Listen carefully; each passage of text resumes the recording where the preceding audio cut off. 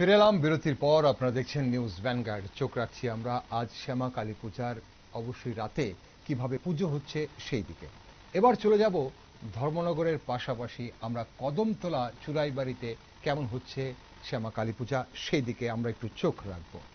ধর্মনগরের সাথে এবং গোটা রাজ্যের সাথে পাল্লা দিয়ে ত্রিপুরা অসম সীমান্তের কদমতলা ও চুরাইবাড়ি এলাকায় বিগ বাজেটের পুজোগুলোতে কিন্তু এবার প্রচুর ভিড় লক্ষ্য করা যাচ্ছে। সংশ্লিষ্ট এলাকার নবযুগ সংঘ, ফ্রেন্ডস ক্লাব, সেবক সংঘ ও ইউথ ক্লাব প্রত্যেক বছরই নিজেদের প্যান্ডেল, আলোকসজ্জা এবং থিমে নতুনত্বের ছোঁয়া আনে।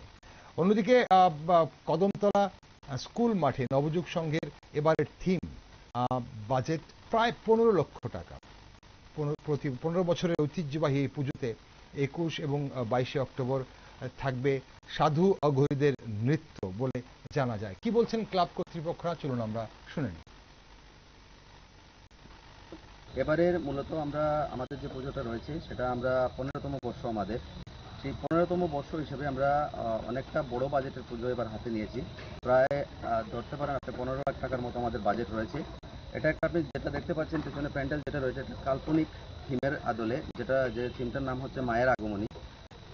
নবদ্বীপের শিল্পীদের দ্বারা যারা কারিগর রয়েছেন ওনারা নবদ্বীপ থেকে এসেছেন।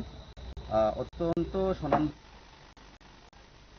দীপাবলির আলোয় ঝলমল করে উঠেছে সীমান্ত অঞ্চল। ধর্মনগরের সাথে টেক্কা দিয়ে চুরাইবাড়ি কদমতলা এলাকাতেও কিন্তু দীপাবলির রাত এবং শ্যামা কালী পূজার আয়োজন সবার নজর কেড়েছে।